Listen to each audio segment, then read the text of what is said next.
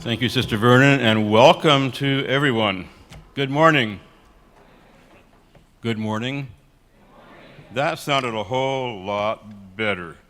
And I like it when you sound like you're awake and alert, and I like seeing smiles on your faces. I told the class the other day, we all look better when we smile. Isn't that true, brothers?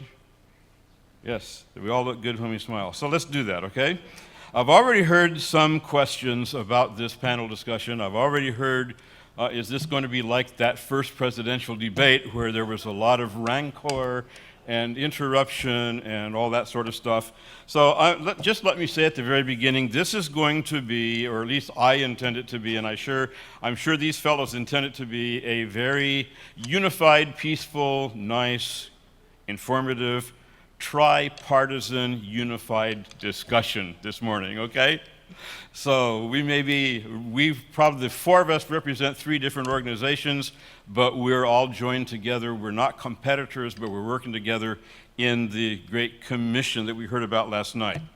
Right here to my right is Brother Harold Martin. He is the Director of Hope International Missions, I guess President of FEA as well. So he's got a great big job to do, but is doing it well, and we're glad to have him with us this morning. Next to him is Steve Gibson.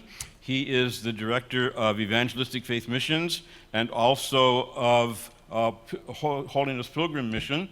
Holiness Pilgrim Mission is working in Haiti and Ukraine and reaching out to some other places.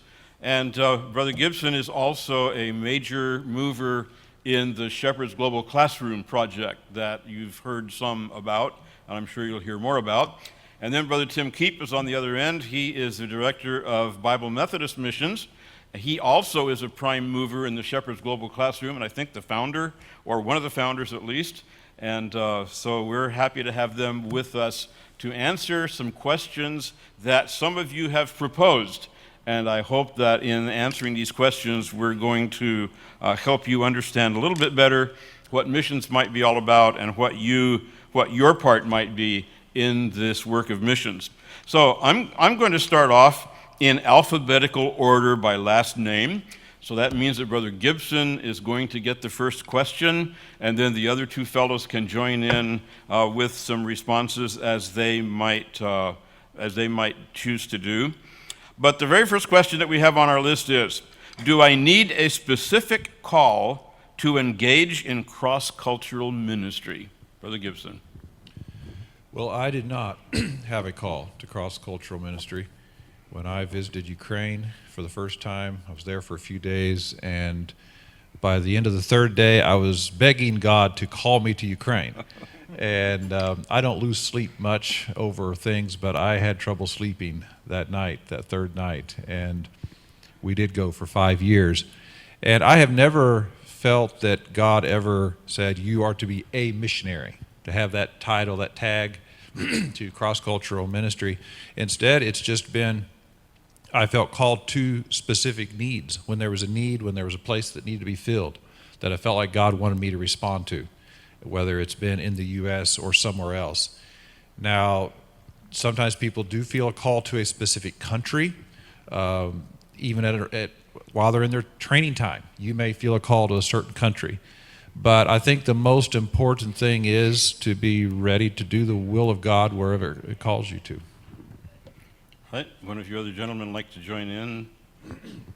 I was a junior in college, and I was listening to Dr. Avery at Hope Sound. He was speaking.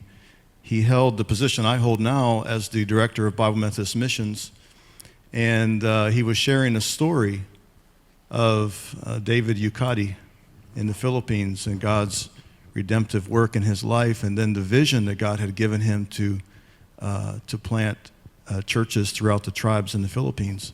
And I was a junior in college, and I was sitting back there, and this thought came to me just very strongly. Wouldn't it be a privilege to work with that man? And that, I didn't think of it as some call, but I never got away from it until it's about 4 or 5 years later, God brought that about without any kind of manipulation on my part. It's just that's So I look back now in retrospect, well, that was probably maybe a call. I don't know. I think I would answer that, it's already been mentioned that everybody is called to the Great Commission. I think that the Great Commission has to become, as we walk in obedience with the Lord, it has to become a great conviction. There has to be a growing conviction in who Christ is and what Christ has come to do and his love for the entire world. And so the Great Commission has to become a great conviction. Otherwise, you're never going to make it. You're never going to last in this battle. This is we're in spiritual battle, and so it has to become a great conviction in our lives. Okay, Martin? That's good. And my take when I read that question was, I don't want to put God in a box. And I'm afraid at times we do that. And I remember growing up around a Bible college and struggled somewhat spiritually for a number of years because I was trying to duplicate other people's experiences. And that's not the way God works. And so you take Eric Coons, who shared very passionately this morning, as he always does, about South America and the HIM Latin America region. He had a call at 13, and that's been very, very instrumental in his life, and he points to that often. However, I think at times we look at it wrong, and instead of praying, God, call me somewhere, we ought to say, is there some reason why I shouldn't go? Because as has been said a lot of times, we're all called. And so the way the Lord worked in my life was more as I kept my interest and as I sought the mind of the Lord for my life broadly, he led me into interests and abilities and things that I had. Some of them I didn't even know I had. And he's used those experiences as I've yielded them to him to guide me into his perfect will. And there have been times in my life where there were crises where it was like, okay, I know I have a decision to make and I know exactly what the right answer is. But so often it's more in just living yielded to him and allowing him to direct us through our abilities and through those ways he's gifted us. But the only reason I'm hedging slightly is because God does at times call specifically. Yes. And there have been times in my life that I wish he had, but that's not the way it's been in my life, and he's led me differently. So I thought about, in honor of the debates, I'll just sit up here and let them answer, and every once in a while I'll go, come on, man. So. I think you ought to say, here's the deal. I've been in my basement 5 days preparing for this. So. You're a clown, Tim. You're a clown. All right.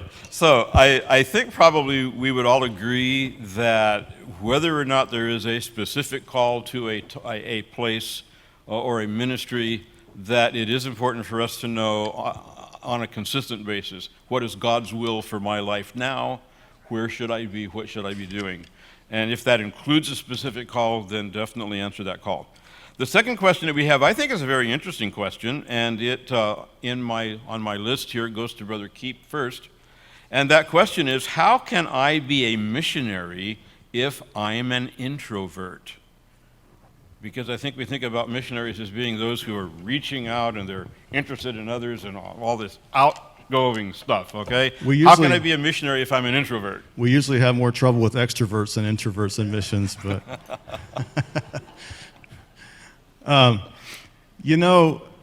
God can use anybody who's humble and broken before him. But I think God can use anybody who doesn't make introversion their identity, or extroversion, or perversion, or whatever it is that's my struggle. And I'm not trying to put perversion and introversion in the same category. You understand that? No. But sometimes we make, maybe our struggle, our identity. Jesus is our identity. And we're being formed into the image of Christ. He's our identity.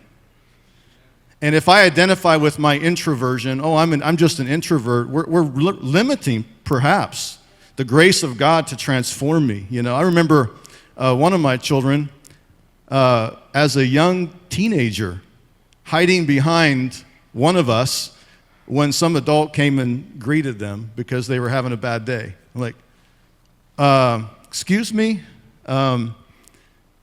we're going to have a talk, all right? And your identity is you're my son or my daughter, whichever that was. You're my child, and rudeness and all of that, shyness, these are just excuses. Shyness is an excuse for rudeness and that. So you're my son. That's your identity. And this is how we operate in the Keep family. We're respectful. And we greet people who greet us, things like that. Don't ever hide behind whatever it is, or don't ever make excuses for yourself. Jesus is our identity. That would be what I would say about that. Okay. Either of you other two like to add to that? Yes, I am an introvert. I'm probably the only one up here. So, and I agree with most of what Brother Keep said. And being an introvert is not a handicap. It's just really, and there are people here that are experts on this stuff more than I am, but I know by experience a little bit. But an extrovert gets their emotional energy from interaction. They get charged up in interaction. And so without that, they feel emotionally starved and dissatisfied. An introvert recharges emotionally when he's alone. And it doesn't mean they don't like people. They may love people. They may love interaction.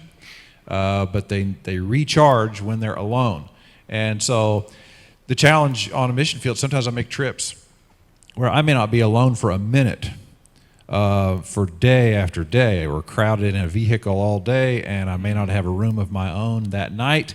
And the only time I'm ever alone is in the bathroom, and you almost may feel like staying there. But because you recharge alone. But you can adjust to that, and I guess an introvert, we think of them as shy because often they are. And I can tell you, I was probably more shy than anybody here. You may think you struggle with shyness, but I know what it's like, and it's not just an excuse to be rude, brother. It really is agonizing to be extremely shy. But as God, you probably, and I don't know who asked the question or how many people there might be here that relate to that, but God has given you abilities. And as an introvert, God would use those abilities. It is important that you learn to work with a team, because you probably are not bursting with all of the abilities and all of the personality, and I'm certainly not. And I had to learn to work with a team. My instinct is get alone and think through it all and get all the work done, and then get other people involved. Well, you can't always do that. You've got to work with a team and even other ideas and so on. And so if you're an introvert, you probably need to choose a good team to be a part of. But otherwise, your ability is very valuable. Yes. And it certainly should never cause you to doubt that you should be a missionary for that reason. Absolutely. Yeah, I like that focus on teams. That's so important. God's made each of us differently. But when I read this question, my mind went two ways. First of all, practically speaking, there are plenty of opportunities in missions for introverts. And one thing that I loved about Missionary Flights International and flying for so many missions all over the Caribbean, I think when I left, we were flying for about 370. They're now up to over 500 different missions. But there's hardly a profession or any gifting that you have that's legal that is not being used in the world in missions. So are there places where you can serve behind the scenes without having to be up front, all of those things? Absolutely. That's on a practical level. But my mind also went another level, and that is don't put limitations on yourself, because God has a way of helping us through difficulties that we all have. And the three of us have insecurities that you perhaps would be surprised if we were to share those with you. Right. And that really came out to me when I first started at FEA. Several of us on our leadership team did personality profiles to learn more about each other. And one of the people, and I won't tell you who it is, but he's very vocal, very upfront with FEA, and does an incredible job, is an introvert. And exactly what Brother Gibson was describing is him. He charges alone. He prefers being by himself, but he does a fantastic job. God has used him in those areas. And so don't limit yourself because of your introversion. God can use you maybe behind the scenes, but who knows, you may be the next greatest evangelist that our movement has ever had as well. Yeah, and if I could add just a couple of quick thoughts to what they have said. whatever our talents are, whatever our personalities are, whoever we are, God has designed a place for us, a job for us, and if we answer His calling or we do His will, however we want to phrase that, He'll put us in the place where we function the best and where we can serve Him. And the other thing that I would add to that, Brother Harold said a couple of times about something behind the scenes. And could I just say that most of us who often are out front could not function without behind the scenes people who are taking care of those details and doing those things that more introverted kinds of people do. And so there's a place for you, whatever your personality is, whatever your gifts and talents and so on are or aren't, according to your particular perspective. I'm going to jump down a little bit on our list if you're looking at your list, because we did share these. You know, contrary to the debate procedures that we've always heard about, and they always say, we did not share our questions with these participants. I did, okay? And they had a little voice in what order we were going to go in and so on. So I'm going to jump down to number 5. What qualifications would you love your incoming missionaries to have? And I've asked them to list the top 3 or 4 rather than each one giving us an exhaustive list, because we want to kind of move this along a little bit. But along with that, the top qualifications you might like your missionaries to have, what can people do to prepare to have those qualifications in order to go into missions? And on my alphabetical list, Brother Harold Martin is the one who gets the question. And I was ready for question number 3. Wow. I'm sorry. Come on, man. Oh, there it is. Well, here's the deal. Don't turn off my mic. I thought about asking for a teleprompter, but I didn't. I'll just keep this very simple. Number 1 is the ability to get along with others. It's number 1. When I went to Moody Aviation, they had what they called personal development classes, because they found that all the pilots could go over and fly around the world and work on airplanes with no problems, but they couldn't get along with the guy living next door, and they were all coming home early. And in my short time in missions, I've seen the same thing. It's very important that you have the ability to get along with others. Number 2 is training, and that's what you all are doing here. HIM takes training of our missionaries very seriously, so when we have a new missionary that's approved, Brother Lyle Witt serves on our education committee, and one of the things we do is we take each individual person and where are they at in life and their scholastic ability and their life work, and we develop and are in the process of working through developing a course of study to enable them to be effective on the field. That obviously looks different than someone in their mid-40s who never went to Bible college but has a trade versus someone who is right out of college but has never served overseas. So we're trying to fine-tune it to make them more effective. But training. And then number 3 is experience, and I mentioned it last night, but what are you doing now in ministry? And if you apply to HIM and you're really not doing anything, that's a pretty good key that you're probably not going to do anything in the future either. Going to a foreign field does not somehow transform you into an effective ministry. So the ability to get along with others, adequate training, and experience. Okay, one of you other gentlemen like to add to that? Well, I like what he started with. J.D. Rockefeller, who was at one time the richest man in the world, he said that the ability he looked for more than anything else was the ability to get along with other people. He said he would pay more for that ability. We're not paying a lot for it, but we're looking for it. And, you know, I reflected on that. I want to write an article on it sometime if somebody else doesn't beat me to it. But the idea, what was in his mind when he said that? Because you think about it, a wealthy man who has these things going on all over the world, what did he need the most? Not necessarily an engineer or a person who knew how to make things work, but I would just guess that time and again there were people he sent somewhere because of their technical ability, but then things come to a stop because of some kind of conflict. And really most conflicts on the field are not between the missionary and the nationals, they're between missionaries. Right. And missionaries just, they are people of strong conviction and passion. They feel very strongly about what they are doing. And so it matters greatly to them that it be done right. And, we have this it's kind of these two qualities that go together that often are in opposition. A person who has a very strong conviction and yet a person who can work with others. People who come from a different religious background. And that's one of the things when I talk to our candidates, I always tell them we're a conservative missionary organization. We need people who are conservative and are a very strong conviction, but we need them to be able to work with all kinds of people on the fields. And those two characteristics don't always go together. We interviewed one couple, and afterwards, one of our board members said, well, he's a great guy, and he would accomplish a lot, but he would not be able to work with any other missionary. And we all agreed once he made the observation that that was the case. And that guy did not end up going with us, so he's not one of our current missionaries. But that's just so important. And besides, of course, the flexibility and an adventurous spirit and be able to endure unusual conditions, not to have quick reactions to the things that happen to you. We're so quick to judge either spirituality or even rudeness and that kind of thing, just so quick to judge that through our own lens. And a missionary has to be a little more easygoing than that.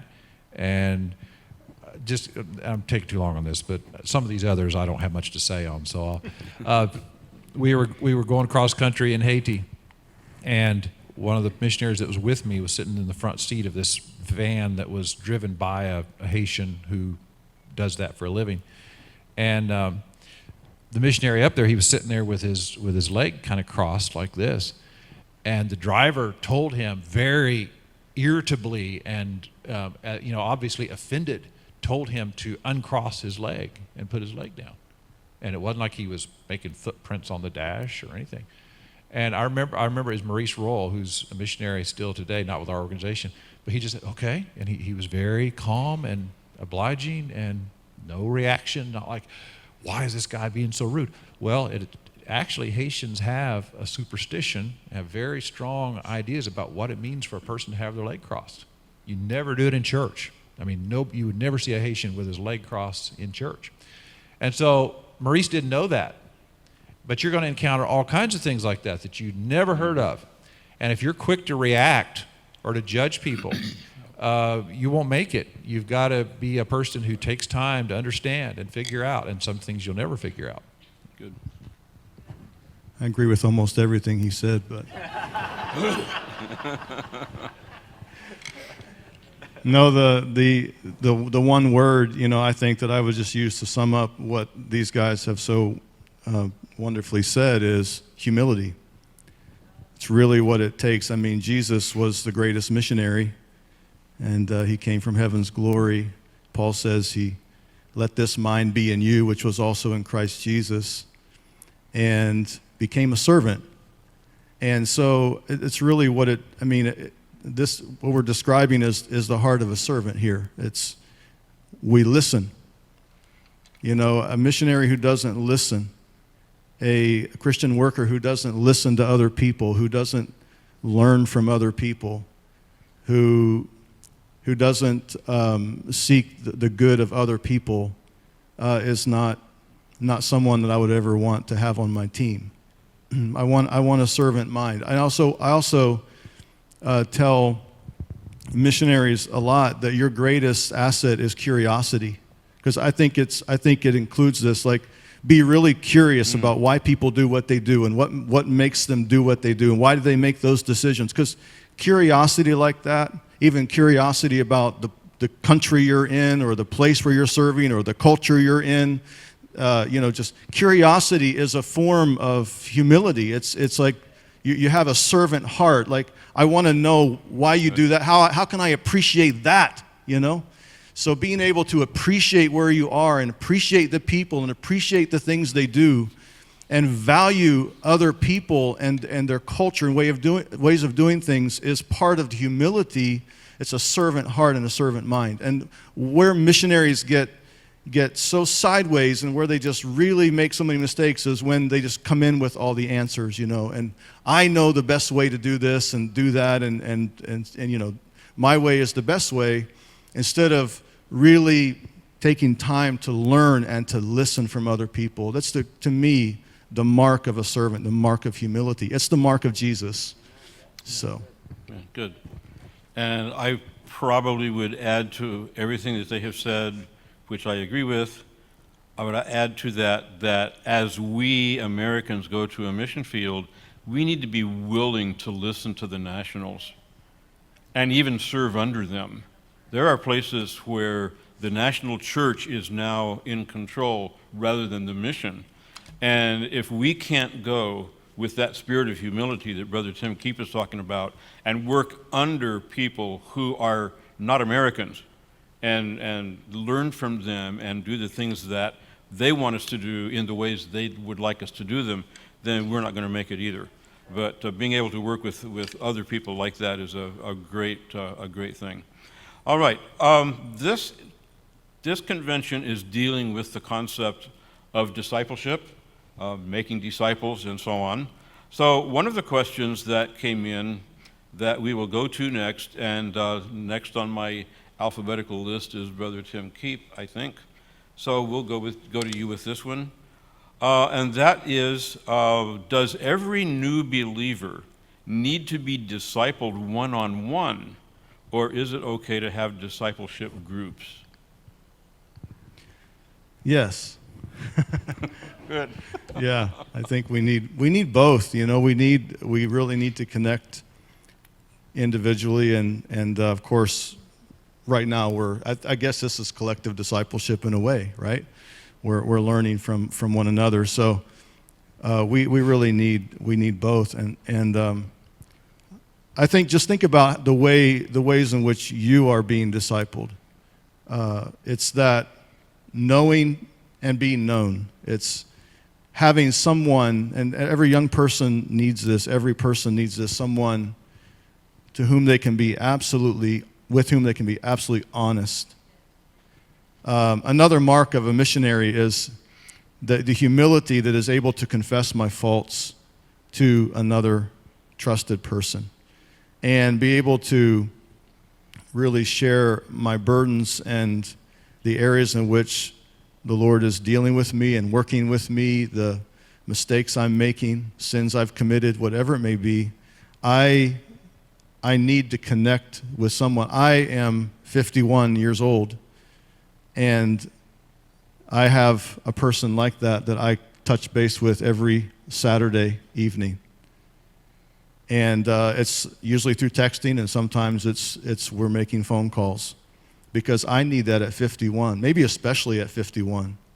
But I need that brother in my life that is praying for me, who knows me, someone with whom I can be absolutely transparent, and who still respects me and has high regard for me, even no matter what I share with him.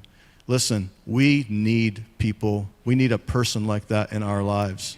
And someone who is spiritual, someone who is not just going to tell us what we want to hear, but keep leading us back to the person of Christ. I keep taking us, wanting in my conversations, and I know that these guys feel the same way, that it has to be all about Jesus. We become the person that we behold. And if we're always just looking inward at ourselves, or we become this introspective person, we're crippled. But if we're looking to Christ and being formed and fashioned in his image, we become like him. So we need people, though, who keep guiding us to Jesus and taking us back to the Word of God. So yeah, we need both. Okay. Either of you other gentlemen like to add to that? The book that I referenced last night, Rediscovering Discipleship, he argues strongly, Robbie Gallaty, for the 2 to 3 at a time method. He feels that is the most effective. When you look at Jesus' ministry, he poured his life into 12, but he was often found with 2 or 3, Peter, James, and John, and seems, for whatever reason, to have maybe poured a little extra into them. But I would certainly say whatever the case and whatever works best in your ministry, it's extremely important. Brother Galt, in his video this morning, mentioned that I believe the number he used was 85% of African pastors have no training, and only 5% have been adequately discipled. And I saw that actually in Haiti. I was flying a pastor back from a large denomination, and he was the only passenger that day, and so he sat up in the cockpit with us and just chatted. And he said, I went down to talk to all of the pastors from my denomination. He said that we have 700 churches in the country of Haiti. He said, I was prepared and had just notes of all kinds to share with them. He said, but the first day I felt compelled to do a Q&A. And so the very first question that was asked was Jesus really born of a virgin? They didn't even have the basics. And these were the leaders of that denomination in the country. And he said, I've spent the last 2 weeks and never got off the basics. And it was because they had not had the adequate training. So discipleship's important. I think it'll naturally happen one-on-one as you build relationships. But I think the 2 to 3 model seems to be quite effective in maintaining an atmosphere where you feel open to share concerns and needs and questions. And the larger that circle grows, the more our inhibitions keep those from coming out. Okay. Brother Gibson? These are great insights. I don't really have anything to add to it. Okay. All right, so let's move on to the next question then, which is, what are some practical ways of overcoming cultural differences when spreading the gospel? And Brother Gibson, I'll go to you with this one, and we'll open to the other guys. Well, this, of course, is a huge topic, but when so often we don't even know we are bringing our cultural presuppositions. And there's a great book called American Ways. It's about American culture, and you probably need to read a book about American culture, because there is so much that we just take for granted, and our ways of doing things. I remember when I was on one field, and one of the missionaries, when he met me there, he said, "Oh, Steve, it's so great to have you here, and we can learn so much from these people. You're going to enjoy learning from these people." And the mission director was nearby, and as we went out the door together, he said, "Actually, there's not that much to learn from them here," which was interesting. But what we need to learn from them is not ways of doing things so much as, because we're going to think our ways are best. I mean, we've got good methods, and we're going to think they're best, and we're not going to understand why they do it. But we have to understand how to serve them, and to understand how to serve them, we have to know why things look as they do to them, and what their cultural assumptions are. And so often we go in and we have this concept. Okay, they need a building like this to where they can do training, and we have this program in mind.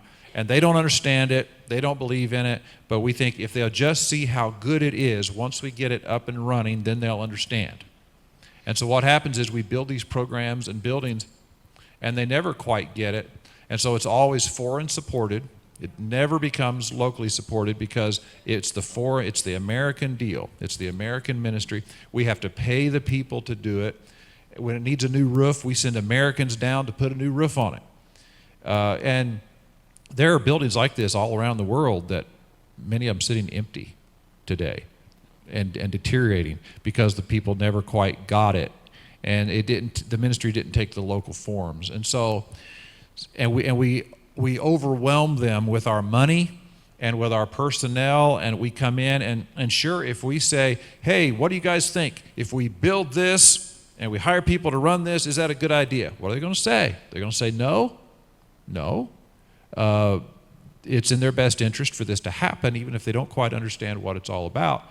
And so that's where taking the time to realize the forms that things ought to take and not overwhelm. It's kind of a cultural conquest is what happens in many places.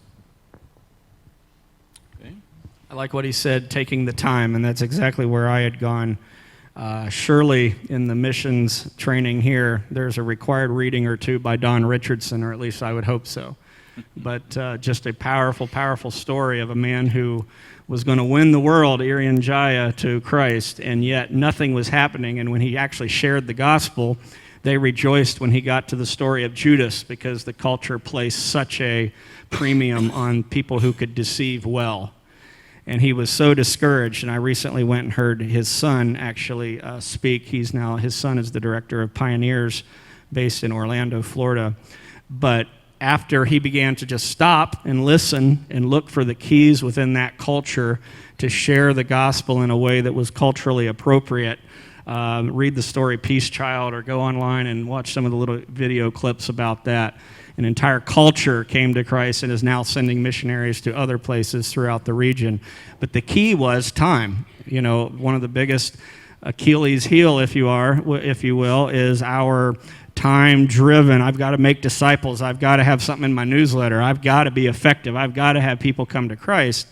And yet if we take the time to learn the culture well and then to share it in a culturally appropriate way, I think that the Lord can bless the ministries in ways that we've never thought of, and we might not even get the credit. Imagine that. We might not have anything to put in our newsletter. Imagine that. But the kingdom of heaven is being built. Okay. I didn't hear Brother Keep interrupt, but I saw him pick up his microphone, so.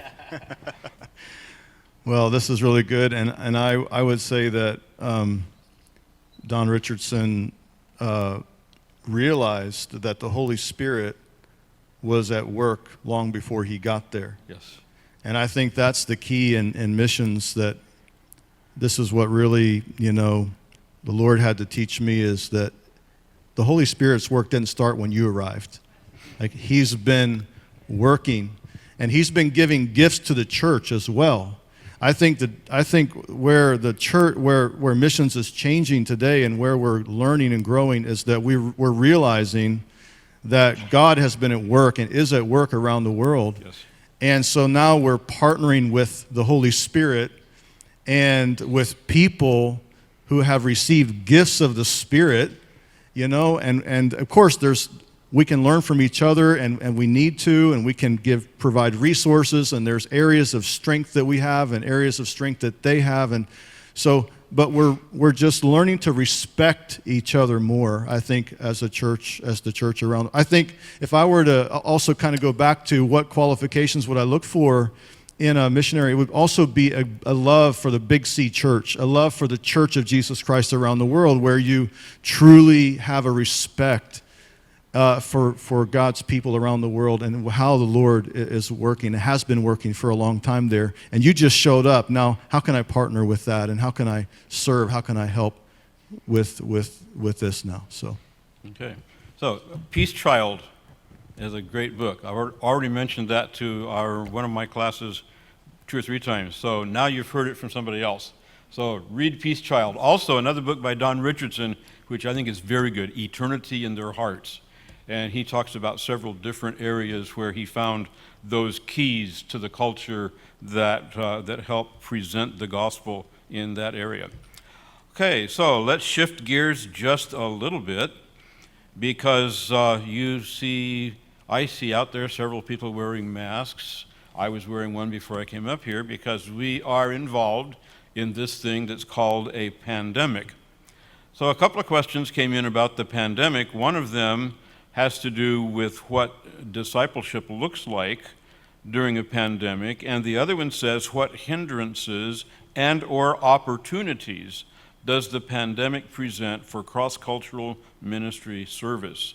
So let's kind of lump those two together, talk about the pandemic, how it's affecting ministry today, and what we might do about it. And I think the way things are turning, Brother Martin, I think it's your turn.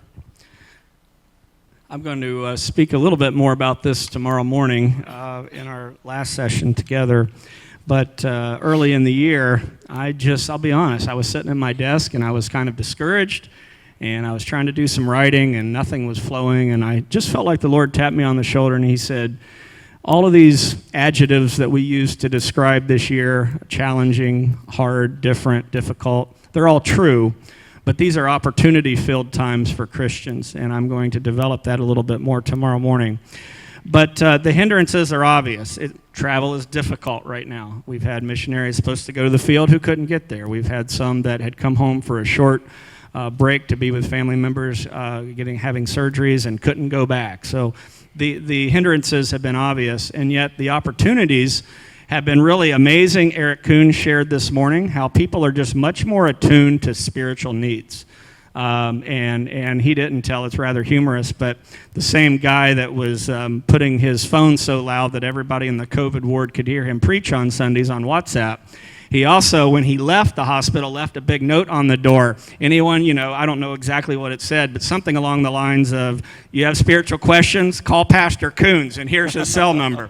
And he tells that. It's very humorously. In Romania, Tim Iovan said that a man who's been associated with our mission there for many, many years, cooking for youth camps and different events that we had, called him early in March, and it became very evident that he was under conviction. And he said, Brother Tim, I've heard all these years, but I'm not right with God. And Tim was able to lead him to the Lord there over the phone in Romania. Someone that had been connected to the mission for years, but these times we're living in had him asking questions that he's never asked before. Jesus often met a physical need before he met a spiritual need.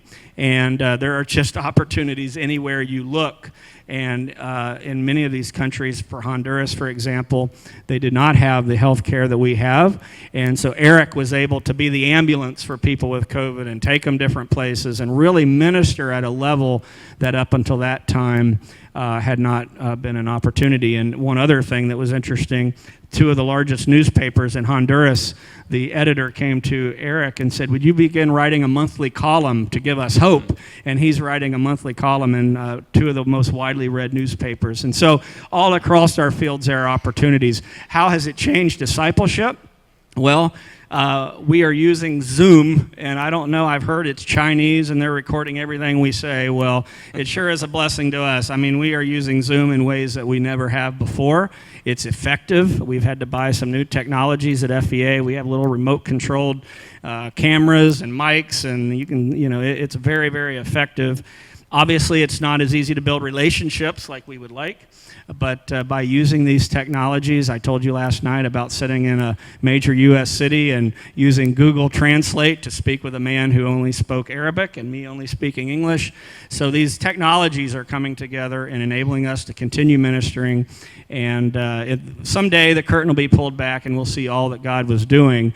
But the church, and I'll say this tomorrow, but you'll hear it early here, the Church of Jesus Christ is not weighed in the balance of 2020 or this election that's coming up or anything else. We have an opportunity to be salt and light in ways that we have not seen, at least in my lifetime. Okay. Either of you two, something to add?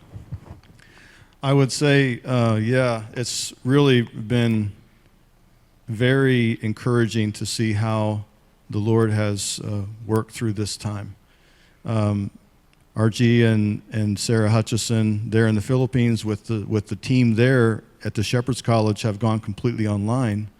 Their college, I wouldn't have believed that was possible, in past years, but they've been able to use technology now. So now we have students, 3 international students now in the Shepherd's College enrolled from Paris, France, from Macau, and from Hong Kong. Wow. So that would have never happened had they not sort of been forced into this, to make that. They've been wanting to do it, but it just kind of like, oh, now we have to do it. So that's really, really cool. And then, things have just been continuing on, like with Shepherds Global. We're all 3 partnering together with Shepherds Global. And for one thing, you mentioned Zoom. Our missionaries are meeting every week for prayer meetings on Zoom, so that's been really good. We hadn't done that until the last several months, and I think it's a habit that'll stick with us. So it's been such an edifying time that we're just praying, sharing needs, sharing ideas. All of that has been really good. Our whole missionary team, and then they're all involved. Our pastors around the world are involved in preaching, through social media, all of that. I mean, probably like you said, when the curtains are pulled back, probably millions of people have heard the gospel for the first time on social media because of this pandemic. So thank God for it. Also, I get to disciple about 9 to 12, 20 and 30-year-olds every Tuesday and Thursday morning on Zoom. And I've done this now for months. We've gone through Old Testament. We're going through New Testament now. And it is exciting. I mean, I love it. We're meeting at 6:30 in the morning to 7:30. Some of them are 5:30. One in Thailand is meeting. It's like, later in the day, like 12 hours ahead.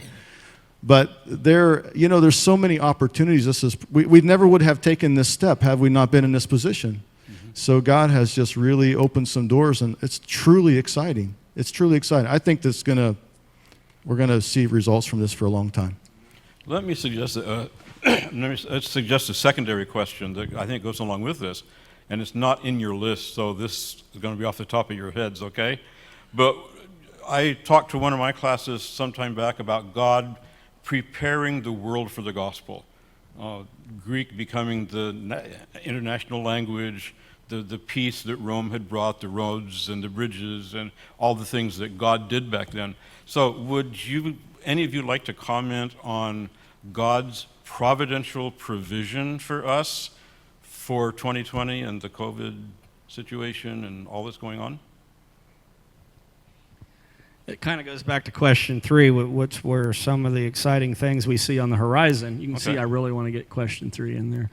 But no, seriously. I actually did the exact same study, and I looked at the 400 years of silence between Malachi and Christ. Pastor, I told you I'd do it. Loper, I can remember several years ago preaching a powerful message around Christmas time of those 400 silent years, and I think these years that we could term perhaps as the silence of Christ when there's been no direct revelation.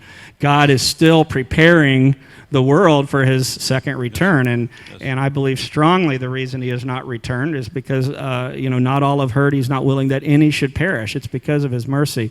But a book you might want to read, and I really enjoyed it. Fritz Kling wrote a book called The Meeting of the Waters. And he goes through 7 current trends that are affecting missions today. This would have been written well before the pandemic.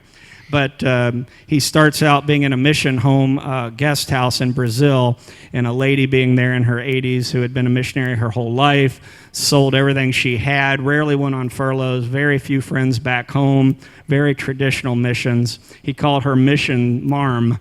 And then while he's staying there, this guy comes bebopping in with his backpack and his jeans and T-shirt and all his technology. And he was on a short trip and would be coming back and forth. And he called him the Apple guy. And he said, here we are between Mission Marm and the Apple guy. And then he uses these 7 trends that are impacting the gospel. And just 2 of them that stood out to me. One was technology, and we've been talking about the increased use of that and the new technologies coming out as a result of this pandemic. I heard this the other day, and this is a powerful thought. There will not, for the next generation, 20 to 25 years, there will not be a single person in America under the age of 40, 30, or 30, I guess it would be, that has not in some way practiced online education. Up until now, some colleges did it, some didn't. But, for the next 20, 25 years, there will not have been a single person who did not do some type of online education. I was in Guatemala recently, way back in the middle of nowhere, no electricity. And as I'm eating my soup with a chicken claw in it, cooked over an open fire, hanging right here was their iPhone and all their technology to keep it charged and all the stuff that they had. I took a picture of that. But technology. And number 2, I mentioned last night, is migration. People are moving in ways that we've never seen before, and what a new opportunity for missions to reach people right here at home. So there are actually 7 trends that he mentions in that book, but the 2 that really stood out to me as ways that God even now is preparing our world for the second return is through technology and migration. Okay, either of you 2? I would just like to add to that the technology piece. So again, we're all partnering with Shepherd's Global Classroom, and I sent a text back there to Dustin. Thank you, Dustin. And so coming up soon is an app, and Brother Harold said, there's so many people who have cell phones around the world. Like, for instance, in Africa, about 2% of pastors have a computer, but about 60%, in one of the poorest continents of the world, have a cell phone, have a smartphone, so with apps. And so we're talking about how do we deliver training? How do we help these 85 to 95% of pastors in Africa who are either completely untrained or well undertrained, or in other places around the world? So how do we deliver curriculum to them? How do we help train them? And so this app that's being developed now that these guys are all a part of, and Shane down there in his basement is very much a part of. He's helping to develop this and others. But this app is going to be, a free app with you choose your language, You choose whatever course you want to take, and you can go through these courses anywhere around the world in whatever language we have. And God has just provided the need, the funding for this. It's a lot of money, but He's provided all the funding for this and a great team to help make this happen. So praise God. And these guys we're all a part of it together. It's all a team effort. There's no founder. We're all founders together in this vision. And so I'm thankful for how God has brought us and then others together to make this happen. But technology, I feel like God has raised Shepherds Global up for such a time as this to help train, 2 Timothy 2:2, the things that you have received, you've learned, you commit to faithful men who are able to teach others also. This is our mandate. This is about discipleship. It's about training. It's about getting the world ready for the return of Jesus. So, yeah. Okay. Brother Gibson, anything to add?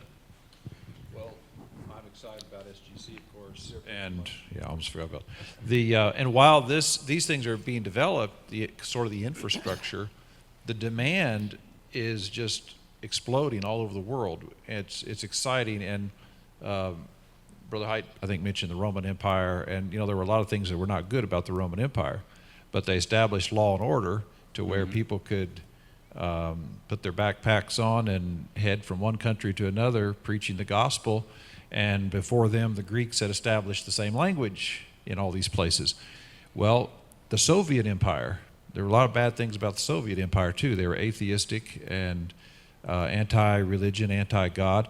But what they did accomplish is to establish the Russian language throughout at least 15 countries that exist now, that a lot of people there speak Russian, even if it's not their main language, and they have some identity together. You can go from Ukraine to Kazakhstan, countries that, one's Eastern Europe and the other is Asian, but they accept Ukrainians there with no visa because they were part of the Soviet Union. So they have some commonality there. And so all over the world, there are these things that have been set up by historical processes, things happening that God was in control of. As far as other things happening, I think what's exciting, these kind of partnerships happening, I think is exciting, and working together in new ways. There's the request for training that we're getting all over the place, and I'm sure both of these guys could tell you many, many examples of that. And so we're not just coming up with a product and hoping somebody will want it.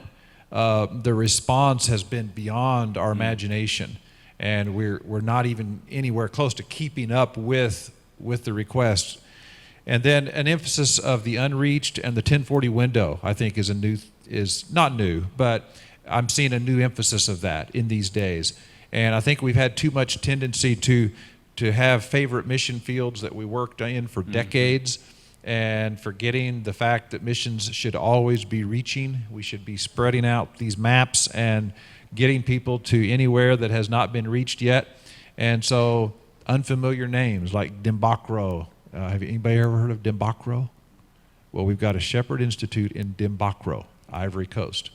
And so I'm excited about that. And it's finding those people, those key people in those places. And that's the main thing we pray about, is that God helps us to find those people to work with in each place. And I would just like to add, too, that we're praying for young people. God will raise up who want to help go train other young people around the world. We'll give you the tools. We'll equip you. And you could go start a classroom, start a training center, just like the Muirs and people in Debacro or wherever that is, and Philippines or Mexico, wherever. You can go and help disciple and train up others. We'll equip you to do that. And we're praying for God to raise up more and more here and around the world to do just that kind of ministry. So it's really exciting. Sure. And also, Steve Height is also part of this as well, because he just finished teaching a class in Spanish that will be in all Hispanic, Latin American countries. And GBS is a partner in this ministry because now they've certified SGC, and that's really great. Thank you, Dr. Prophet and Brother Rodney, President Loper, and others who have been part of that. that it's certified so people anywhere around the world can take Shepherd's Global classes and be certified through GBS in their certificate program and toward a degree, all of that. This is really big stuff around the world, so we're really thankful. All right, let's shift gears a little bit and talk about people who are on a mission field. And I'm going to join a couple of questions together because I think they can be joined together all right. So I'm just going to throw this out to whoever wants to take it. The questions are, how do you disciple your family and children while living on a mission field? And joined with that, how do you keep a balanced life, God, family, ministry, so that you don't spiritually lose your family while in ministry or in missions? Who wants to take that?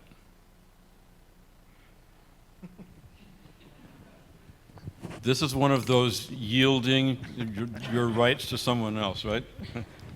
My brother before me, or however that's supposed to go. Well, I'll just throw out a couple thoughts, and these guys can probably say more and better things. But one thing, of course, is to involve the children in the ministry, and that's not easy in some things. For example, when we were in Ukraine, my main work was teaching in a Bible college. There was no way my children could help me in that actual activity, that actual work. But we found ways to involve them in the life of our spiritual community there. Some of their best friends, even though my children were much younger than college age, some of their best friends were the Bible college students there in Ukraine. And they got to travel with us some. They got to see a lot of things. My oldest son, when he came here in the dorm, he was nicknamed Ukraine because he talked about Ukraine so much. So those things have an impact. And so having that balance and providing a way for your children to have breaks from the work and from the ministry, because you may love the people there so much that you don't mind having them in your house all the time and coming and going all the time and have several of them at the table for every meal and so on. But your children sometimes need a break when it's just the family, and where they can tell you whatever they want to talk about. Sometimes the family needs a break from everything. And don't make them sit through every session and every service and everything that's going on just because you think they need to be a good example and be in there, and maybe they're not even understanding a word that's said because it's in another language. Find some ways for some flexibility, for some slack for your kids. Okay. Someone else? Well, I think the principles of discipleship apply, either here or if you're serving on the other side of the world, they're the same. But the unique parts of it are the culture, obviously, and the country. So we always really worked hard to enjoy and appreciate the culture and the country together as a family. This is where God's placed us. This is where we live. So let's, beyond the praying with them and teaching them and discipling them and spending time with them and all the things that are extremely important to family life, teaching our children to appreciate and enjoy, giving them good experiences in the country and culture were, I think, really good. So I think my children, especially my older ones, who had, we were there 13 years, so they had a lot of experience in the country. Carrie and Sam, not quite as much, but the older ones especially would just say, we had great experiences. Like, it's a really good experience for us, and they look back on it with just a lot of joy, and they're so thankful for it today. So it's helped to, I think, shape and mold them into the people they are today. So it doesn't have to be, a negative experience, although I know with a lot of missionary kids it has been, and that's very unfortunate, and there's probably lots and lots of reasons we could look to, but I just think those are a couple of things that I would say were really important for our family. I didn't jump to answer this because I've never lived on a mission field with my family long term. I've been to many, many fields, but my ministry has been in the U.S. and then in leadership roles and mission, so I wanted to hear what these guys had to say. But my thoughts as I was reading this question, I've heard as a missions director, I don't want my kids to go into missions or my family because so many of their kids are lost. And the question that I ask is, well, so many that I see not going to the mission field, their kids are lost too. So I don't think we should somehow think that just because you're going to the mission field, you're putting your family at more risk to losing them spiritually than not. And the same principle applies for discipling your children well at home as it is overseas. I will say, however, and Tim referenced it, that we have seen the problems over the years. And so one thing that HIM has done is we've put a lot of emphasis and a lot of resources behind a member care department where we have basically what I call a pastor for our missionaries. And that's Brother Steve Stetler. You all would certainly know him. He's full-time with HIM. He lives in Texas, but one of his main roles is being available in a pastoral role for the missionaries with their children, whatever the concerns are, to try to know those early on rather than waiting 30 years later and then having an adult. And he has shared with me, he said that since he began this role, he's had numerous people well up into the retirement years come to him and with tears in their eyes say, I wish I would have had somebody when I was on the mission field as a teen or in my 20s to talk to about these things. So I think missions as a whole has realized the need more, and all of the missions, I know these two gentlemen, the missions are taking member care and caring for their missionaries very seriously.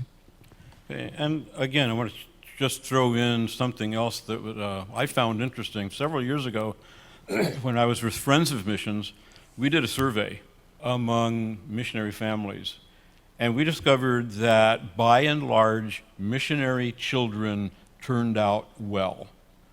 Missionary children turned out, for example, with a greater love for other people, a greater desire to help others who were having problems, a greater appreciation for other lifestyles or other cultures.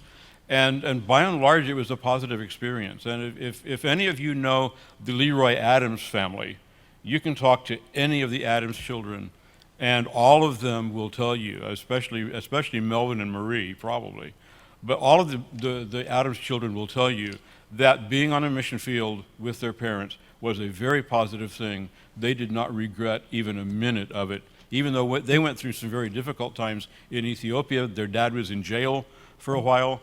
And yet, in spite of those kinds of turmoil and traumas, they look back on being missionaries on a mission field with their parents as a very positive time, and it definitely has influenced them. All right, the last question we're going to look at this morning is a question that is about people who might be going to a mission field, sensing a call to a mission field, or seeing that need that they feel like God might be directing their attention to. So the question is this: how do you deal with people who discourage the idea of your going to the mission field? And I'm just going to start with the person closest to me, and we'll work in that direction. So, Brother Martin, you want to take that? Well, it's certainly difficult because we don't want to let down our families or our friends, but I believe it's Luke 14:26 is pretty direct, that unless you can, King James uses the word hate, but I think you understand what is meant there, your father and your mother and your brother and sister, and follow me, you cannot be my disciple. So it all comes down to personal obedience, and there is no easy answer. Sometimes, many times, to follow Christ, there are hard decisions that need to be made. In our culture, in the American culture, perhaps there are fewer of we don't see that as much as they do in cultures such as Taiwan or the gentleman that I mentioned last night, where to follow Christ is a total rejection of their family and ancestors and ancestor worship and a way of life and politics and everything, because the religions are so inclusive in their total being and who they are and that of their culture. So, basically encouraging people to walk in obedience, realizing that Christ, and I think you understand what I'm saying here, but within families and within religions didn't come to bring peace, but a sword. And I say that reverently this morning, but Christianity does cause division within families, and it's not something we want to face. Thankfully, I kind of see the opposite. Families are so excited when their loved ones answer the call to missions. But when that does become a sticking point, it simply comes down to that of obedience and following Christ. Okay. Well, I would certainly agree with all of that. And Leonard Sankey tells the story of when he was getting ready to go to the mission field, and I think it was a pastor that said, "Why do you want to go waste your life there when you could come here and work for me?" And you've got those that they're, I think, though, we have to listen to legitimate concerns. And so if you have family members, and now obviously if it's just because they think you should stay here and make more money, or they really don't care about the work of missions, then it's hard for their guidance to really help you. On the other hand, if they do have legitimate concerns, or they think that your plan is not a good plan, that is something you should listen to, and not just say, I have to obey God and not listen to anybody else. We have to also listen to those legitimate concerns, even if they're not stated well. Maybe they don't have spiritual priorities, but maybe what they're saying is still something that you should hear. I mean, there's the classic story of William Carey, who possibly went before the preparation was fully made and suffered tremendous things, which we honor him for that, the great sacrifice that he made. But there were some situations that probably could have been avoided with if he had listened to some of the objections that were given. Yeah, really good. I actually had in my notes to listen to the concerns, like also be curious. Why do you think I shouldn't go? Is there something you see in that's part of humility, right? Is there something you see in my character? If it's not that, then of course we need to obey the Lord. But young people, I just want to say, like, if you want to be a prepared vessel to take authority over demons, you need to also take authority over yourself first. And take authority over your unmade bed in the morning. That's a good place to start. Take authority over your tongue. Take authority over your thought life. Take authority over your habits, because you're preparing right now. And so, but if you're humble before the Lord and you're seeking to be that prepared vessel God wants you to be, and He gives you that calling, and that's affirmed by the body of Christ. It's affirmed by a godly community, because there has to be that affirmation. And then you go and you obey the call of God on your life. But begin right now to take authority over yourself. And if you'll do that, by the grace of God, it's not just your own strength, but by the grace of God, if you'll take authority over yourself now, God will, He'll use you in a powerful way. Amen. Amen. Well, thank you to these three fellows for their good, wise answers, and I hope that something they have said will answer your question or stimulate your curiosity or help you as you are making decisions about where to go, what to do, and how to serve the Lord with your lives. We're glad you joined us. God's Bible School and College prepares students for lives of ministry wherever God calls them. This content is possible because of the generous support of friends like you. To support GBSC, visit giving.gbs.edu. Thank you.